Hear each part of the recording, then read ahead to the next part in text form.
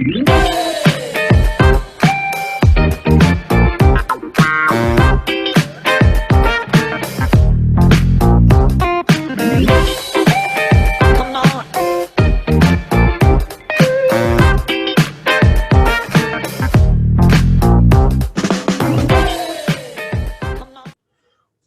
wherever you are. This is Do It Live Autonomy Podcast. So excited to be here today. I got Lawrence for a little bit. He might have to dip out for another meeting, but I also got a bunch of flies on the wall right now. Feel free to jump in on the conversation as this goes along. This is Autonomy's Do It Live Podcast. We go through and highlight aspects of this last week. There's no way for any of us to catch everything that's going on in autonomy, and so we try and grab some clips here and there in order to help you decide what you want to watch and the replay, what you want to check out in the weeks coming. But this is a really great time to have a conversation about these topics and be able to give the outside world an inside look of what's going on here in autonomy. This was an exciting week. We just had our first lecture kickoff last night. I think we had a record attendees. We hit over 50 people watching live, which is pretty awesome. It goes into the wee hours of the night, and so it was great to see that many people participating in this course. Lawrence, what were some of your highlights that you liked this last week? Oh, it's been a busy week. Wow. I've been focused on a lot of work, but let's see. Well, last night, obviously, it's very exciting kicking off Friday Night Live. It's like the big event. I love the excitement being on the production side of it. It's a lot of fun, and following through, being able to get the raw recording up for people that were just starting their day around the world. That felt pretty cool before I tucked in for bed. 2:30. I saw the upload at 2:30. Is that right? Yeah. Yeah. that's dedication, man. Nice. Well, and that's an easy one. That was 5 hours. So. Yeah, it was a light one. Yeah, so you got to be the first time hosting the kickoff, the first season.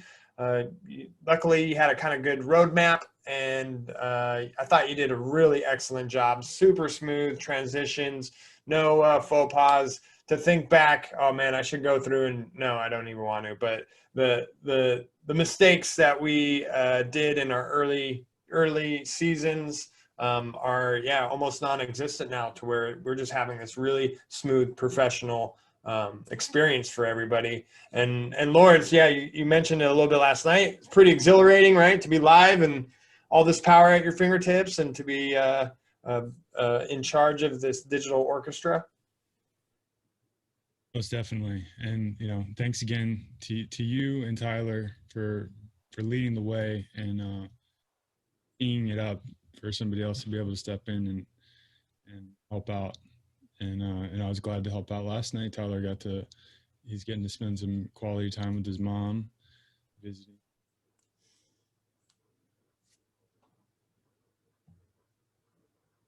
Your audio dropped out, but it was a really good time. And it's so nice to have that support, because of doing everything else, getting ready for this production, and then having people just step up and take responsibility and help lighten the load is how we make this thing work. Because Richard can't do it all, I can't do it all, like none of us can do it all. But when we come together and bring our skill set together, we can produce some excellence.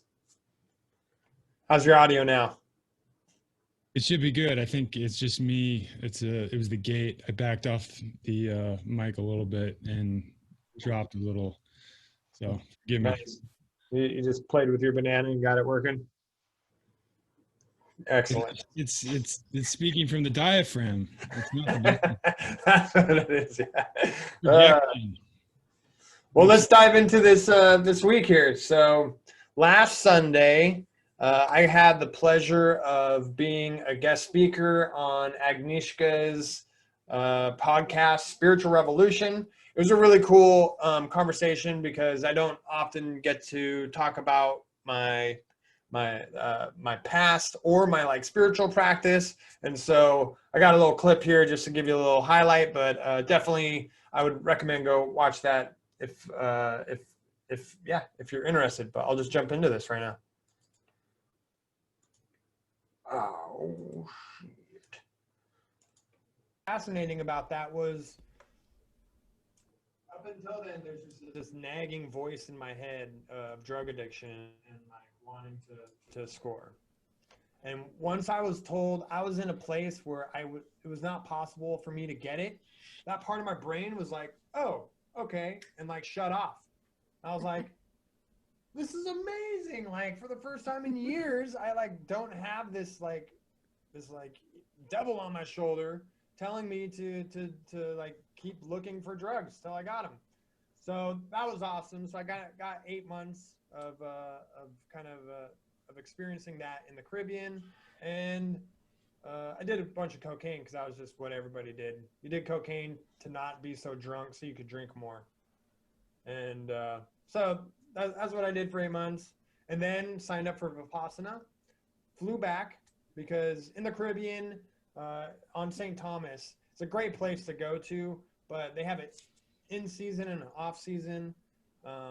When the in season is because it's a non-rainy season, but they have the most cruise ship docks of any island in the world. And so they would have like 8 cruise ships come into the harbor. All those people would flood the island, buy all sorts of shit, flood the economy with money.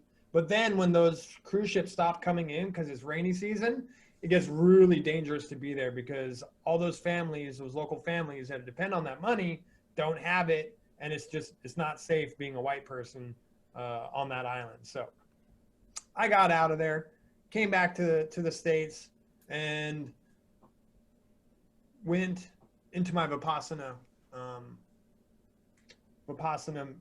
meditation center. And I didn't know what I was doing, but yeah, I knew that was my next step. So I did Vipassana, and it was nightmarish. It was good. Yeah. It was the best thing that I've ever done, but it was the worst thing that I've ever done. Yeah, it was the hardest thing I had ever done up to that point, by far. And for me, that experience was, like painful. You don't really have a lot of information. They take away your car keys? Yeah. Bad.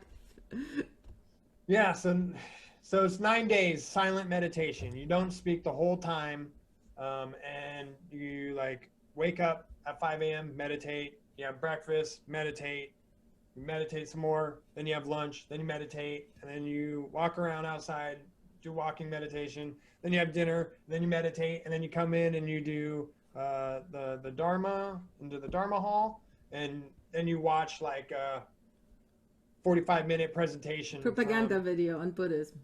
Yeah. But it's 4 a.m. It's 4 a.m., Joshua, not 5 a.m. because I remember that vividly. 4 a.m.? Yeah. It's early. This big gong.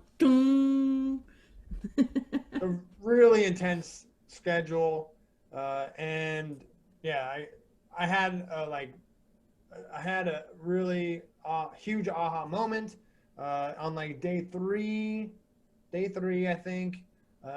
It was we were asked to meditate for the longest duration yet. It was like an hour and a half, I want to say.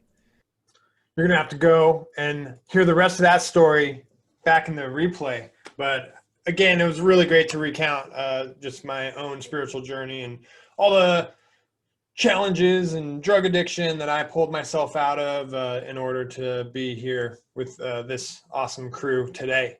So I really like Agnieszka's podcast.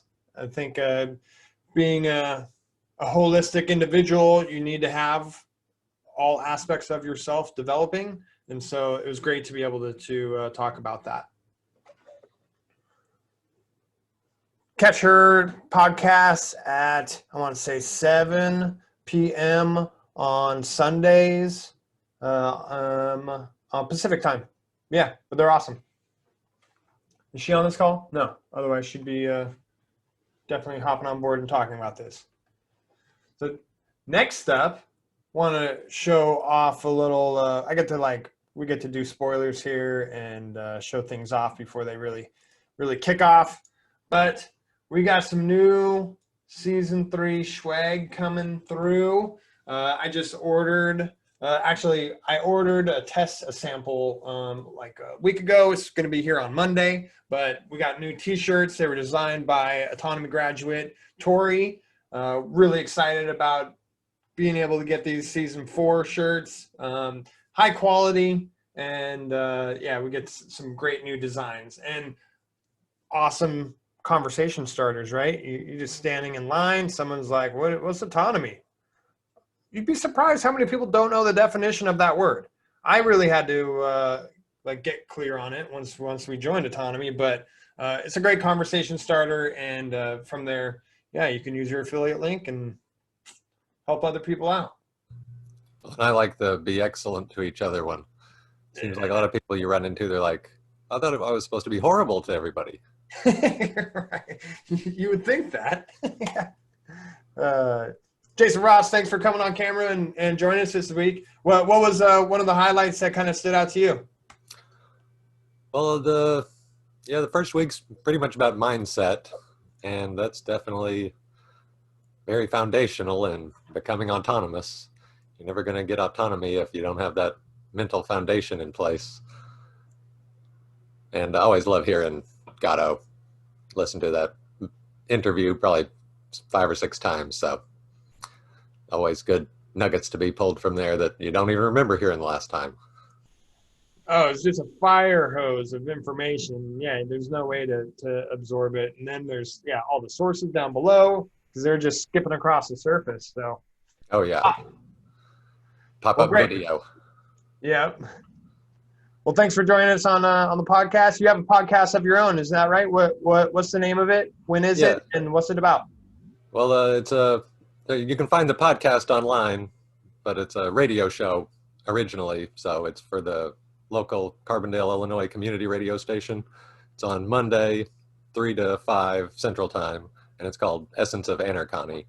So I play music and that's related to freedom and autonomy and all that good stuff, and kind of break down the messages within the songs in between them. And then at the end, I'll play a video or lecture, documentary or something, the audio of it, to give some extra voices in the mix and get the same message out, but from different perspectives. So, maybe people can hear it from this person, or maybe next week someone else will hear it from this person.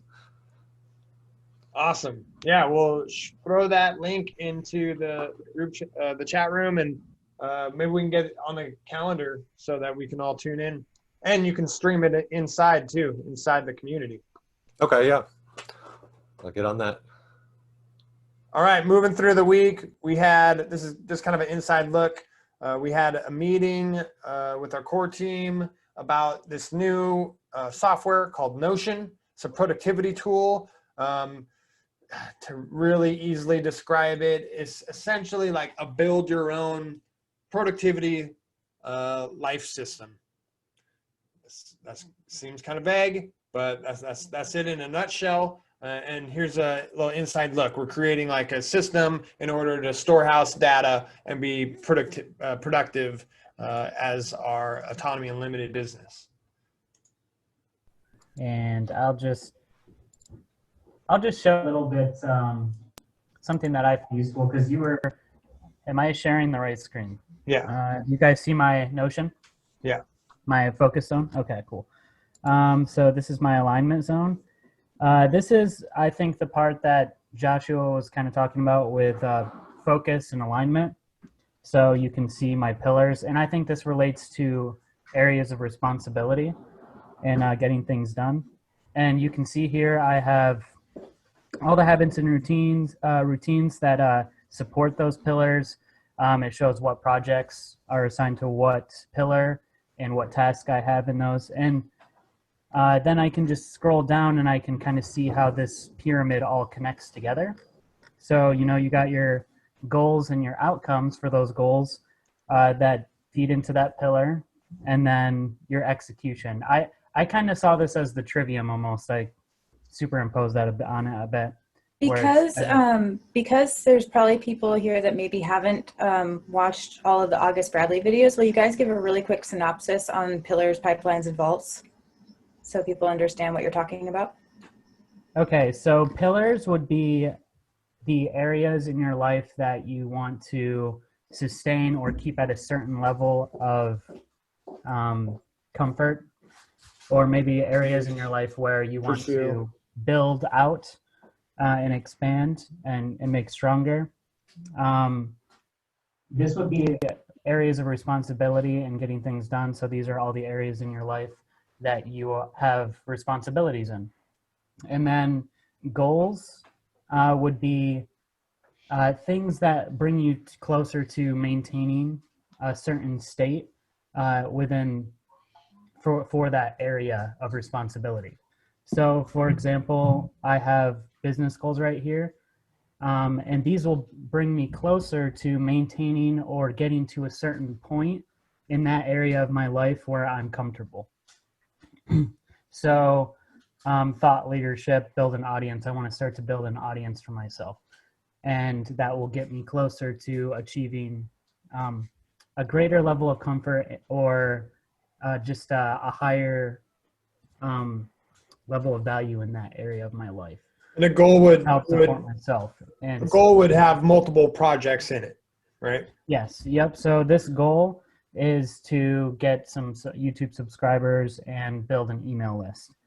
And you'll see down here that I have, email list.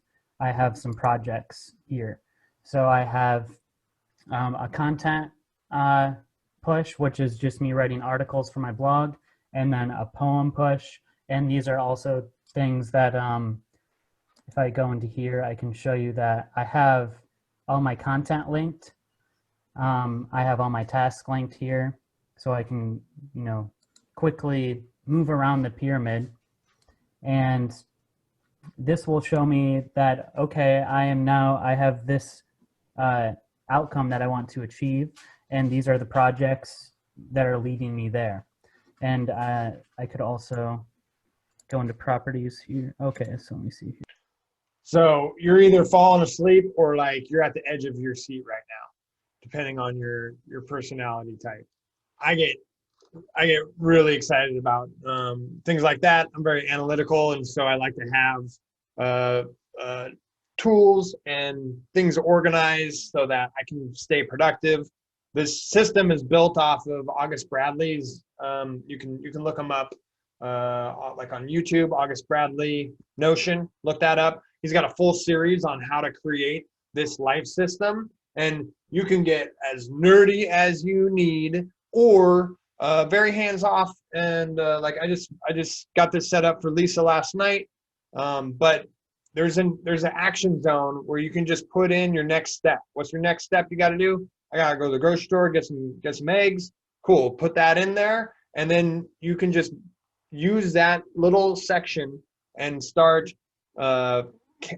collecting your next step items, and just use it. Check it off when you're done. Cool, boom, boom, boom. What's amazing about that system is that it connects to databases, and so all those next steps would then be collected. I would used to just kind of do pen and paper with my next steps, and then this kind of gets thrown out when I'm done. But now I'm like collecting all that juicy data, right? And I can then do reviews on that data to see what areas were effective, what areas are getting me closer to my goals, and what areas are just kind of, spinning rubber, and where I'm busy doing stuff, but I'm not actually making any progress to the things I actually want in my life. So I'm really excited about that system. We're going to continue to develop it for Autonomy. We're going to be able to provide this to our clients and be able to give them a fully built productivity system that they can just start implementing and integrating into their own personal and business lives. So lots of cool things are coming with that. And yeah, I could talk about it for a long time. And you ask anybody, they know. Anybody else have anything to say or questions about that? Well, I'm finding it useful. It's a little overwhelming, but just focusing on the action zone, dropping to do things in there, I'm getting better at that. And I figured out how to implement Clockify, so that's very helpful. Getting that discipline of clocking time and the way you can integrate that. I should probably do a Loom video, help anybody that hasn't set that up. Yeah, really cool stuff. I'm super psyched about that. Hi guys. Hi, Leah. Yeah. Hi, I'm actually like so excited about just seeing that right now. I can't wait to get into that. I want it all. I want to just start putting stuff in it right now, and I want to make that explode across my life. Awesome. I knew somebody was at the edge of their seat out there. Yeah, we'll set up a meeting, Leah, and we'll get you set up. Thank you so much. Buddy. Lee, welcome. Thank you for joining us to do a live Autonomy podcast. What time is it there right now? It must be either really late or really early. Did you mention me, Joshua? Hey, man, because I just switched to my headphones. Say, how you doing? Lovely to see you again. How you doing, Lee? I'm doing great. I'm having so much fun dropping in and out of meetings, right? There's a lot of wonderful projects going on, and that means opportunities to learn a lot of useful skills that you learn as you are doing and contributing to these amazing projects. So you get to work with great people, you get to be a part of projects that matter, that translate into real world positivity. And then at the same time, you're learning things that could also sustain you, support you financially. All good in every way. How are you handling the overwhelm, Lee? You just jumped in with both feet. You've been in what, 3 meetings today? This is your first week in Autonomy. How are you staying afloat? Well, I keep taking notes, right? And then rather than using my tablet when I'm in the bathroom, I take these notes with me and I review what I've learned, right? To keep integrating and to see where am I at with the certain things. There's certain action items that I've marked down for myself, certain things that I would need to send to individual people. Like, for example, during the meet and greet, there was Danny that was in there talking about aquaponics. And when he talked about, we're going to build this up, we're going to set this up, I thought, if you build it, they will yum. So I thought I should send that to him and give that to him, right?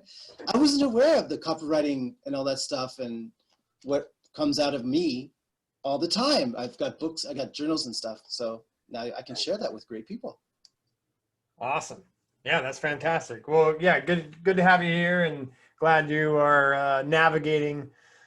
We really took a lot of measures to not not allow access to everything in Autonomy to people when they just show up, because there's a culture shock that happens. There's just information overload.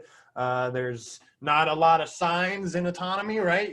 You're able to move around because everything revolves around your choice, and so we're trying to have a little bit more guidelines so that you can get your feet underneath you, know what's coming, know what's about to happen, and then get your momentum going. But it's great to hear that you're taking lots of notes. That's good.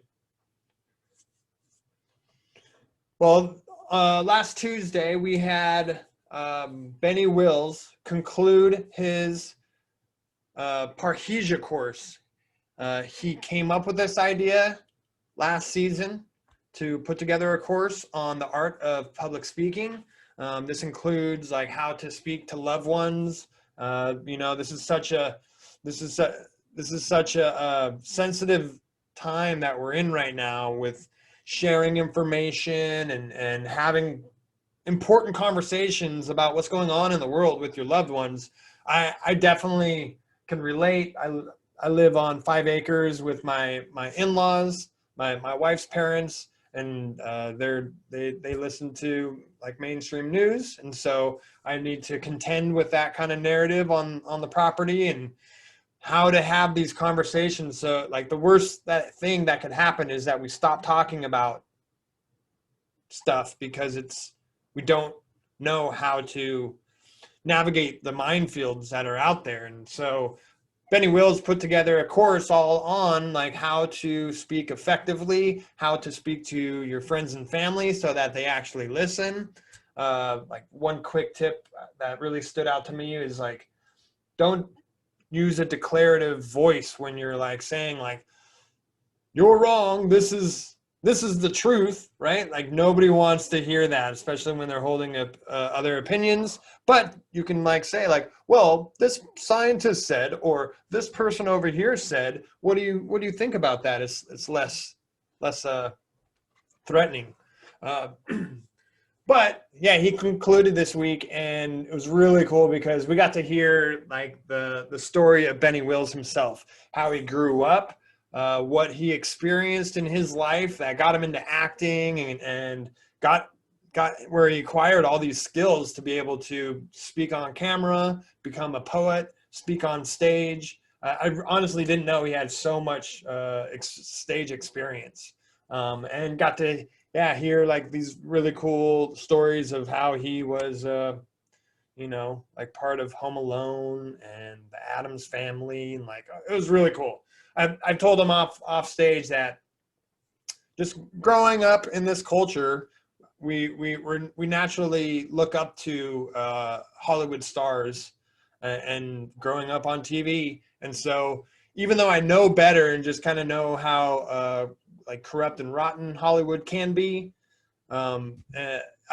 it's still like when I hear these like stories of him hanging out with celebrities, like my ears just perk up and I'm like, yeah, just excited about it. So really cool to hear his background. And then, and really proud of him and concluding this project that he's done. He's got a baby coming in like the next like week, 2 weeks.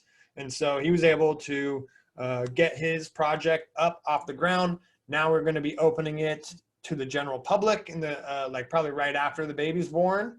And so we get to see this project come to fruition and then go out and hit the market. So this is really great. Thanks to everybody who got to help out, copywriters, graphic designers, helping him build the course, put it all together, organize it. I know his wife helped him out a ton with organizing the information, and then Benny just knocked it out of the park with presenting it. Oh, we had shadow hosters helping him, meeting him each week. We were able to put that beta course into Autonomy, so he had an audience and real-time feedback as he developed and designed his course. So really cool to see it all come to fruition.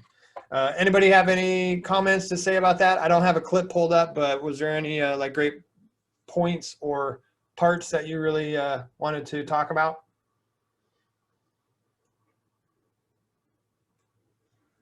Cool. Check out the replay. It's being worked on right now.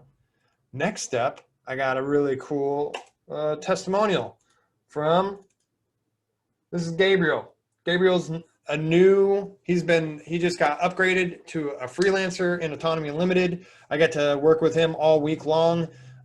He gives me copy that I need to put on people's websites, to put on people's emails, and copywriting is not my strong suit, so I just love it when I get to just copy and paste things and it sings and does what it's doing, is conveying the offer to the audience. And I asked Gabriel for a testimonial. Hi everyone, my name is Gabriel from Autonomy Season 2, and I just wanted to share a little bit about my own personal journey to autonomy. When I started these courses, I was going through a lot of problems in life and juggling a day job, and it was really difficult, but the community really came through and brought some light to a dark situation and helped me find all the necessary next steps that I needed to take. Now, through this course, I learned a lot of high-value skills, but it was done in such a way that I was able to build them around knowledge that I already had, skills that I came in with, and turn them into something bigger, something I can turn into a career for myself. In that journey, I started discovering and unlocking value that I already had, that I didn't recognize, but other people saw and they helped to identify and bring to light. So when I walked into Autonomy Unlimited with a couple ideas, I ended up walking out with a brand new freelance career. And that was huge. And all of this is within a year of joining the first session for the course. And after that year, I've already left my day jobs behind, and I work to support Autonomy and Autonomy Unlimited anywhere possible. And I'm already moving out of the country so that I can get started on my new life and my new business that I'm building with some fellow students. And I can't be more excited for what's coming next. And I hope you can find the same for yourself with us. Awesome. Really great to work with that guy. So if you're not aware, Autonomy Unlimited is a marketing extension from the Autonomy course. We built this so that when you gain autonomy from Autonomy, you then have somewhere to go. You can then learn, take what you've become aware of, like copywriting or other freelancing skills, and then have a place to be able to hone those skills into something that is valuable for other people. So we offer apprenticeships to our students for them to be able to work on real world projects. And Gabriel stepped up. He continued to show up and help out, and he definitely got noticed. And then once he was able to give me things of value, and I was like, great, this is good. This is great stuff. And I can give this to a client and put it on a client's website. That there was a value exchange taking place. And so now Gabriel is a paid freelancer. He gets to help out on projects. Like I said, he was working with me all week long. It's awesome to see, you know, he's now has a mobile skill that he can take with him wherever he goes, and he works on his own time. You'll learn about freelancing a bit more in the course, but a freelancer means that you are your own boss. I am not the boss of Autonomy Unlimited.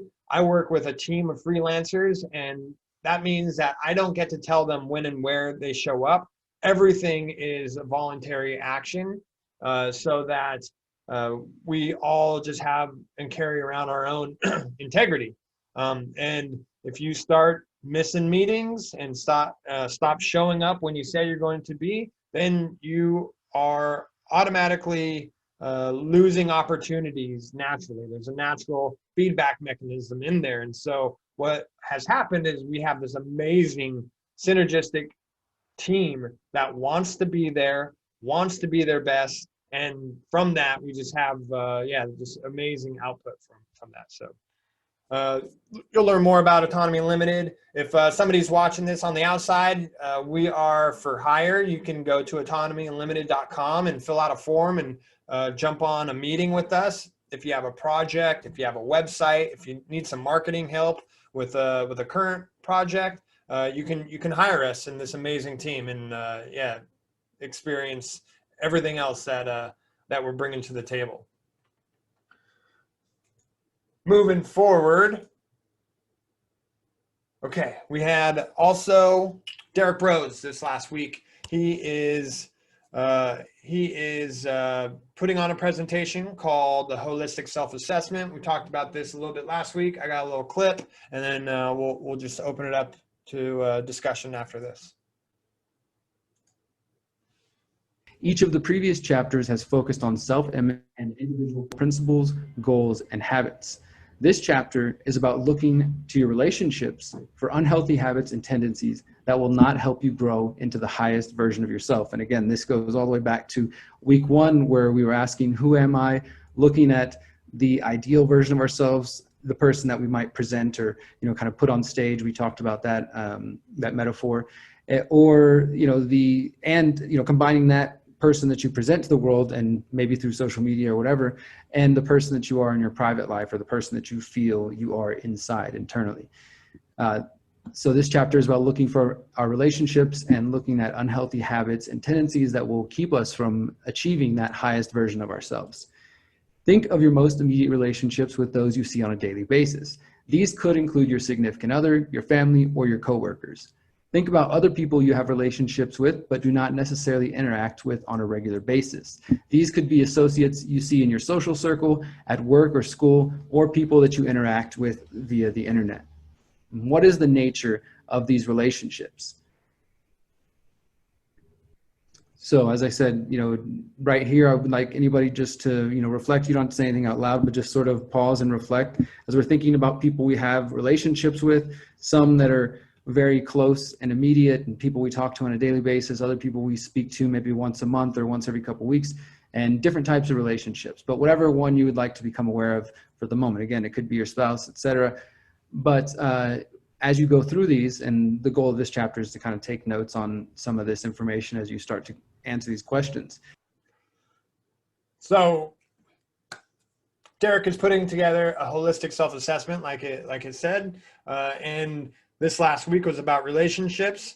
Once you have some values, some principles, some habits, some goals, then you get to examine your life and see, like, am I in alignment with what I want in my life, who I am, what I stand for, and then examine the relationships in your life and see, like, is there friction here? Am I hanging out like what I talked about in the spirituality podcast?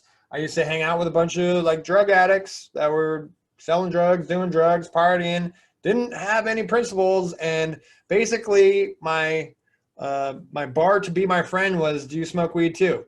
You do? Cool, sweet. We can party, we can hang out. We're best friends all of a sudden.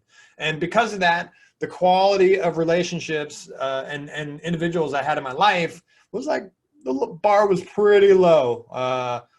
People stealing from each other, lying from each other. And I had to deal with the chaos in my life because of those decisions. And so Derrick's holistic self-assessment taught me, build all this up with a solid foundation, and then examine the world around you. And because ultimately you get to choose who gets your attention and your energy. And I like the saying, some people are just way easier to love from afar, and so I can have that type of relationship with them.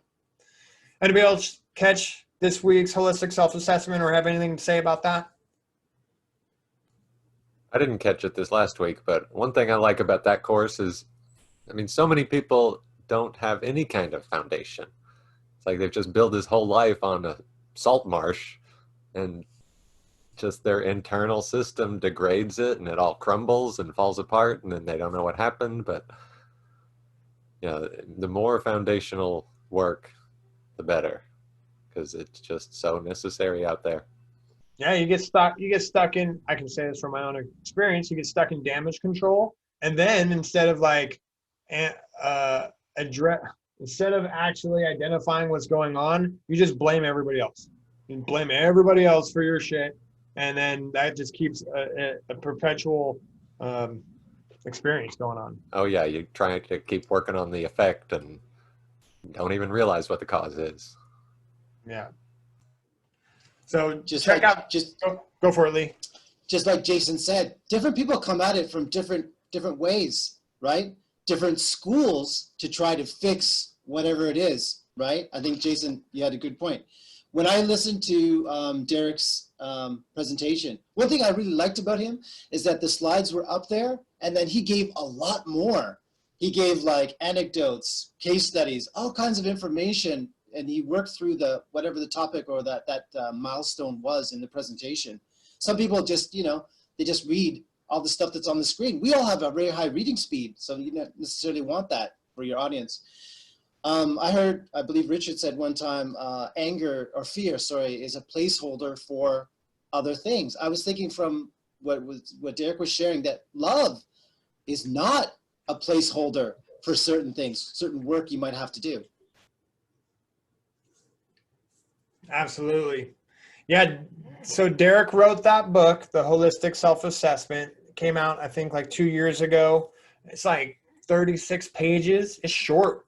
But I got my hands on that. And like I said, it really helped me like build the foundation and just clarity over who I am, what I stand for, and then how my world aligns with that. And I got the cojones and I reached out to Derrick and asked if he would be interested in turning it into a course.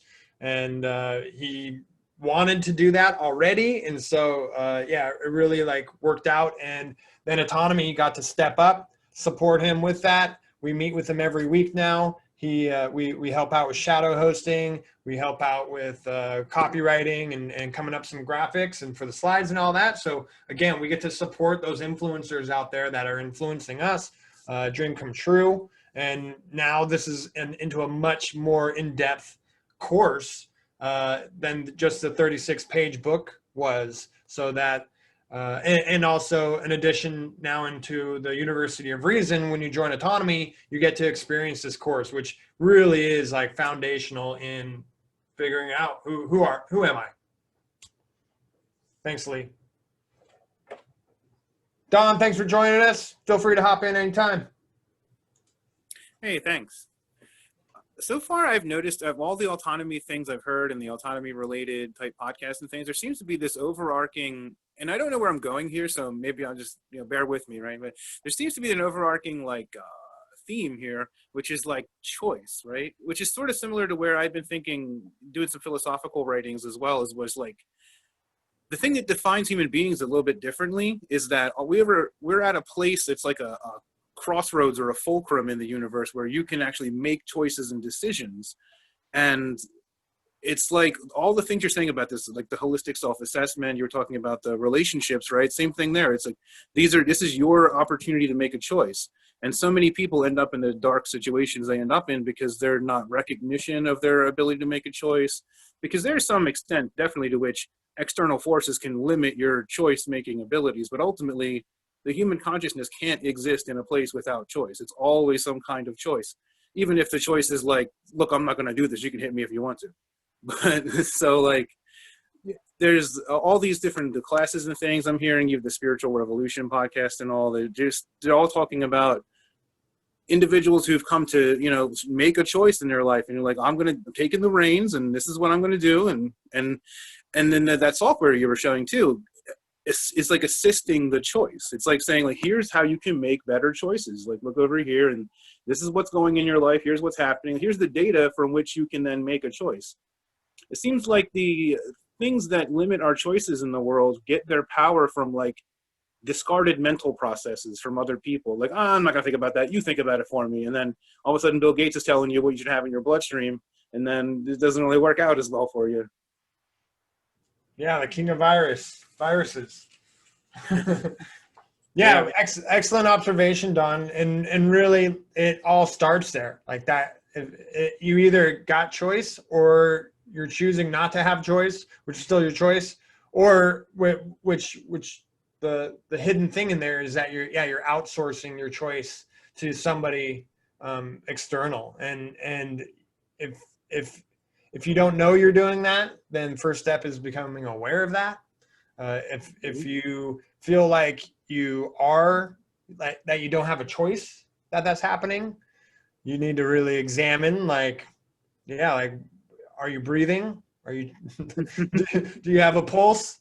Exactly. Yeah. We live at the crossroads. So a choice is being made. And if you're not making the choice, then other people are making your choice for you. In which case you've given them authority over your life and they're now the author of your story. Exactly.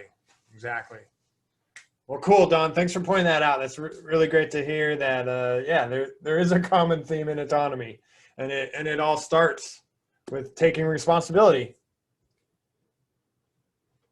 Thanks, Don. All right. Well, last night, there was other things going on this week, but I didn't have time to grab clips from them. There was like a really awesome, I heard a logic discussion. Anybody catch that logic discussion? Can you give a little description? Rich, are you on the line? Can you describe what was going on there? Oh, he's fumbling for the mute. I just called him out. Yeah, I was looking for I got cameras in my hand. I'm putting together the studio for tomorrow's Q&A. Logic meeting Thursday night. Tony was going to teach deductive logic, which is basically like mathematical logic. You're using symbols and there's syllogisms and you're looking for congruency. I mean, it's pretty heady type of stuff. And he was about to teach it, and I was like, I'm wondering at this point in history if this is kind of outdated. Like, we have passed the high water mark of smartness, and in order to use deductive logic, you would have to educate the other side so much that like it's not happening. And I gave him several examples, and it would be like, you know, the courtroom. I didn't give this example. This is a fresh one, but it's like the courtroom in Idiocracy, where you try to use logic and reason, and they just, you know, are making fun, and they're not, you know, they don't have a high enough aptitude to understand that you want correct and congruent thinking and non-contradictory thinking and these sorts of things, and that's not possible for the woke culture, cancel culture mentality. Like, it's all about stimulus, reaction, emotions, and logic can't enter into those things. And that's where reasonable people are standing back and be like, what's going on? But deductive logic's not necessarily going to help us get there. So we needed better tools at this time and date in history. So two people have to agree to uphold logic and congruent thoughts in order for it to be applicable? Like, if they valued congruent thoughts, they probably wouldn't be in that conversation with you in the first place like that. So it's like today's, like, they're coming to burn your house down or whatever the riot is this week. And you try to reason with them and, you know, tell them why. It's like, hey, you know, just like Rand Paul did. They're like, say her name. He's like, I wrote the bill. They're like, what's a bill? You know, these kids haven't even watched Schoolhouse Rock. They don't understand. Yeah. Well, Tony has put together a logic room, and they've been studying logic after Tony compiled the introductory trivium method course, where he goes through with a very in-depth view and like understandable view or entranceway into the trivium method, and then they have their ongoing discussion. So catch that Thursday nights. And I think Manfredi took a week off this week, but she's been doing ongoing finance course, which I hopped right on board with her program. And yeah, so there's if you want some autonomy with your finances, check out Lisa Manfredi's weekly finance discussion. Yeah, I caught a little bit of hers. I started going through it in there, and she's talking about things I've never even heard of before. I mean, the whole life insurance borrowing. Yeah. I think I'm going to have to look into that a little bit more. Basically, just how to be your own banker. And if you like the sound of that, it's legit. And it didn't take a lot for me to get that process going. You just need to get it started, and then you start building your little nest egg that you can borrow upon from yourself without asking anyone's permission. You can get it within 24 hours without, begging for a loan. Let's go check that out. Next up, we had our lecture last night. And you know that how, before you go forward, you made a claim there. How do you substantiate that claim? How do you do that? No, I was just saying you actually did it. You're not talking because you heard. You engaged with her and you found out.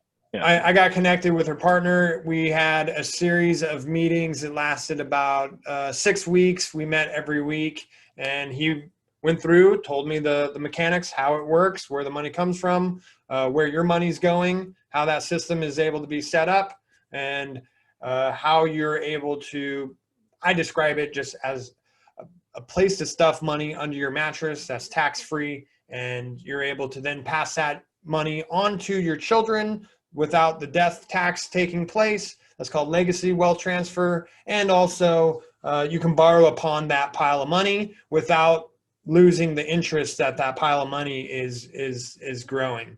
And so then you just pay yourself back. All right, so what I heard in this conversation so far is that you used to have a heavy habit or two, and now you learned how to be your own bank and talking legacy wealth for your family. That's quite a spectrum, dude.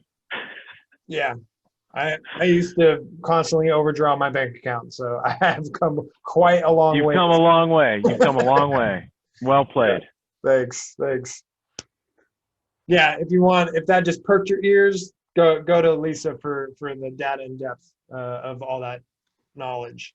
I have a question. Josh, Yeah. I noticed on the calendar, some of these courses are in midstream, and then I wasn't sure, do I start in the middle? Does the class start over again? For example, the copywriting class today, was that class 1 for season 4, or was that a continuation of 3? And where do I jump in at? Great. What a wonderful question. Yeah. For copywriting, it is they do recommend watching the first video before joining, because that they kind of You have to watch them in order. No, I'm just from the joking. beginning. But no. I've heard, how many times have I heard Mark's name said since I joined last night? At least 7. Hey, just between you and me and the podcast audience here, there's several students that have enrolled in this course that has listened to all of Mark's podcast in order, and some of them have done it multiple times. And I was like, yep, you're going to be working on his project soon enough. Well, you know what? All I have to do is search my email. That's how I know whether a student has done that or not, because they probably have emailed me already. So Leah, to finish your answer, there's a lot of value joining live. So I would just kind of go with the basic, get your feet underneath you and jump right in. Copywriters is an exception where they ask for you to watch at least the first one just to learn the grammar. But everything else, most things going on are temporary. There's no like permanent ongoing nights. So you do want to just take advantage of joining live when you can before they end up into the University of Reason library, where you'll always be able to watch the replays and backfill. Okay, wicked. Thank you. Yeah, thanks for the question. Hey, I just want to confirm that I started off on, it just happened to be the day that I started Copywriting Clinic, I think like 11.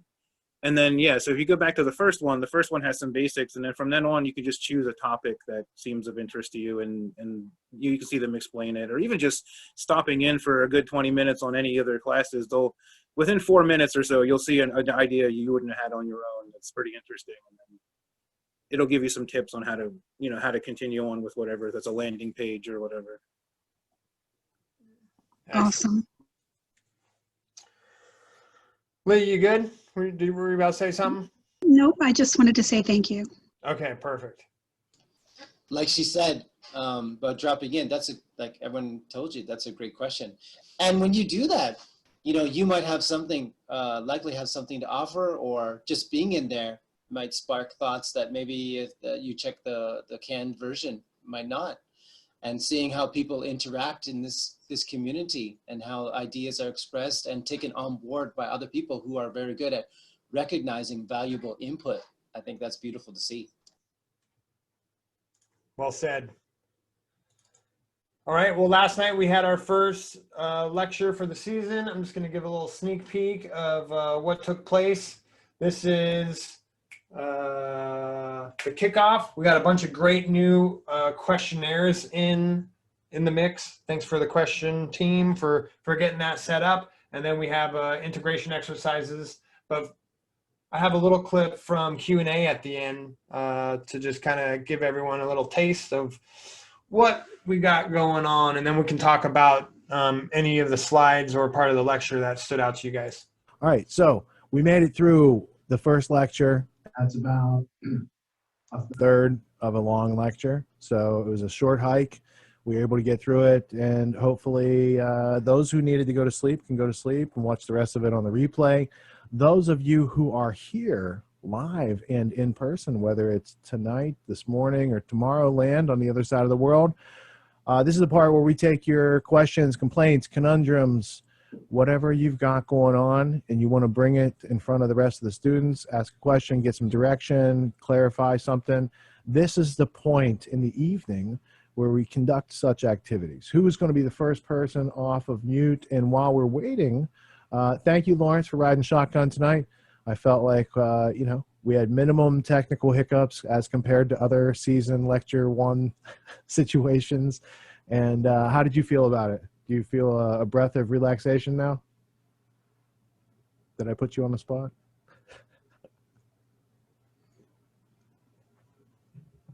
Double muted. Oh, they'll double mute. Got him. All right, so everybody, you've got your mute on the Zoom, and sometimes we have mute on our headsets or on our switchboards and whatnot. It's helpful. If you see somebody talking and you can't hear them, just say double mute. I will say Lawrence did a fantastic job, way better than I ever did in the first 3 seasons. And so he started off with a very high caliber set of expectations.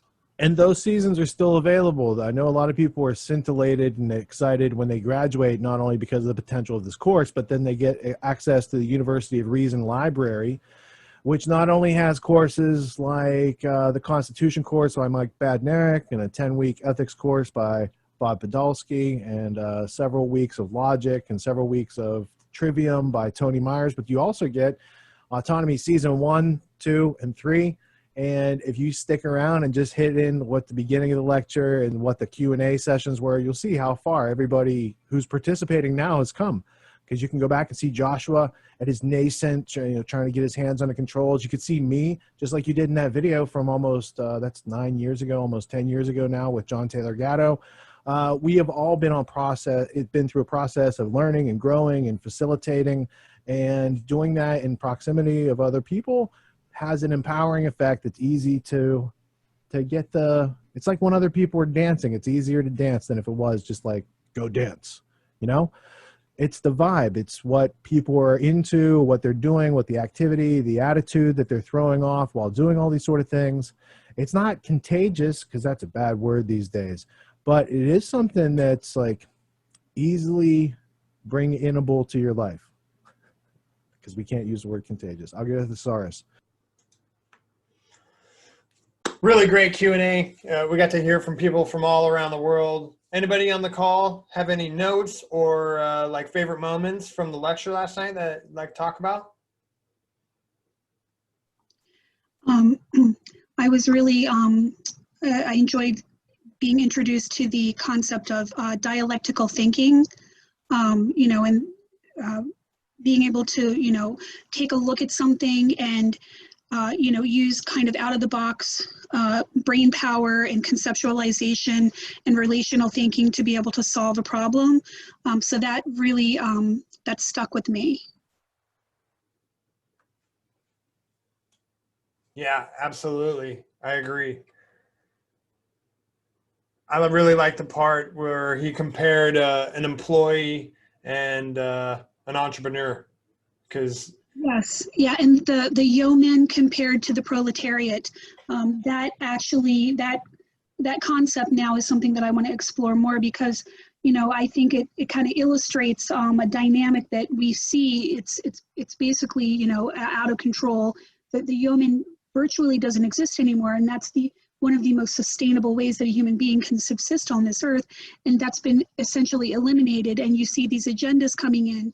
Agenda 21, Agenda 30, and how far they've progressed that agenda to eliminate the yeoman from, society in general, so I think that also was another really valuable thing to be taught about. I appreciate that.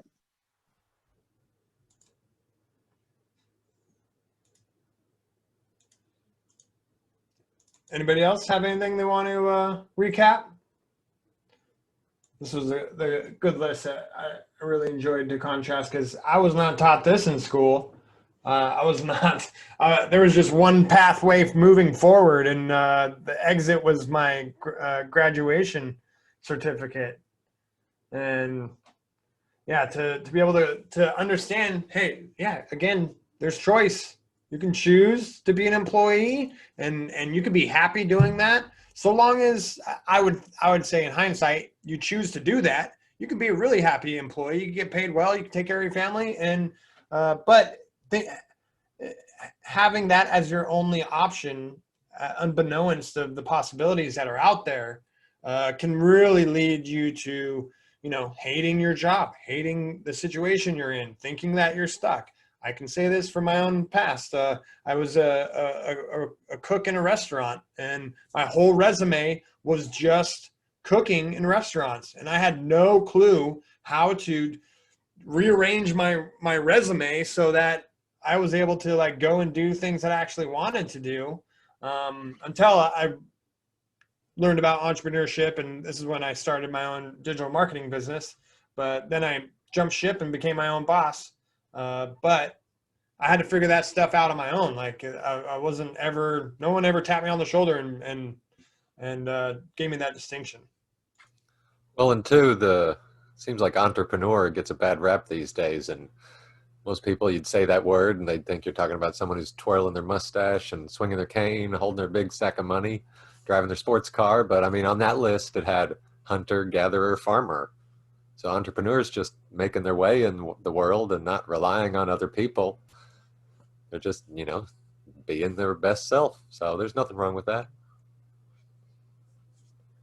Yeah, I ran into that like stigmatism when I was making an agreement as my own business with another business to work together. But I kind of dropped that. I'm like, yeah, I really just consider myself an entrepreneur and really love to learn and grow in new areas. And he was like, oh, he equated that with like risk, and that I was going to like that I was going to like build something and then leave it, and wasn't a good like long-term relationship to have. And I was like, oh, like yeah, that's totally not what I meant when I said that word. It's just that I have an entrepreneurial spirit. I can devour new things and produce value with them. I think that guy was thinking of the word speculator. That's like a speculator that would like start a project and be like, okay, bye. Yeah. I was surprised that, it had that like response in him. In my life, I've spent, like 10, 12 years in retail management, restaurant management. And I got to say, the prison guards are in the prison too. It is no fun being an employer either, actually, because those systems kind of tend to bleed into each other. As I got better and better at being a manager and learning how to sort of in a Freemasonic way, right? Like, lead people and do the work, right? You just find that you want your people to be more independent. You don't want employees anymore. Like those systems the better you become at managing people, the better, the more you need better people to, like, you need a class of people who are as good as you, basically, like their skills kind of up. And at some point or another, their skill, when they become a professional person. Like one of the things I realized is that from working at different establishments that pay different rates, you can upgrade an employee simply by paying them more. Like if a guy goes from $8 an hour to $12 an hour, he's now a better human being. Like he feels good about himself. He's got self-confidence. His family's, he doesn't have stuff on his brain. Like you didn't give that person any skills and you've upgraded them just by paying them more money. And so that kind of bleeds into that entrepreneur thing where these people are just in a better standpoint in their life. They're more professional, more grown-up people, and they behave that way. So that employee, there's almost like a natural way in which that employee-employer system would just sort of phase itself out over time, unless there's some external force, say dumbing down the populace where you don't become an entrepreneur. Yeah, and forcing people to work side by side that they don't want to be there, like that creates just friction and like and bullying and these like hierarchical situations where, oh well, I'm your lead or I'm your manager. You have to do it like I do it, even though it's not the most efficient way. And so yeah, it just creates a lot of friction and like knowing your place and being stuck with the position you're at, and not an environment that I want to participate in. Well, excellent. Thanks everybody for showing up today. We got the first week is now behind us. Tomorrow we have Q&A taking place. Again, always really great conversations. We're going to be doing something new this season, including that include breakout rooms. So expect a little bit of some interaction with your fellow students as we kick off Q&A, and then we'll have a nice, good discussion about autonomy topics and other topics that ends up always being very colorful. This next week we're starting off slow. Rich has a nice easy entrance into what's coming up in the coming weeks. There's lots going on. There's integration exercises to work on right now, like declutter your life, get your memory of your brain cache emptied so that you can focus on what's in front of you. And I really am excited to see the transformation that happens every month or every season when people come in and you get to meet them. They seem like amazing, awesome people, and then you get to see them blossom and turn into just radiant beings. So I look forward to seeing this happen with you all. Check out the calendar. Again, lots of things going on, and we'll check you again next week for Do It Live Autonomy podcast. Make sure to subscribe, whatever you're watching this on. I think we're trying to get it up on as many alternative platforms as possible. And if you want to know how to get autonomy for yourself, just go to getautonomy.info, and there's a fancy 19 essential skills not taught in school. Rich talked about that last night. This is how he made $1 million before he turned 30 by applying these 19 skills not taught in school into his life, and you can too. See you guys next week. See you later, Joshua. Thank you for all you've done and all you continue to do. Take care, brother. Thank you. Good day. See you, everybody.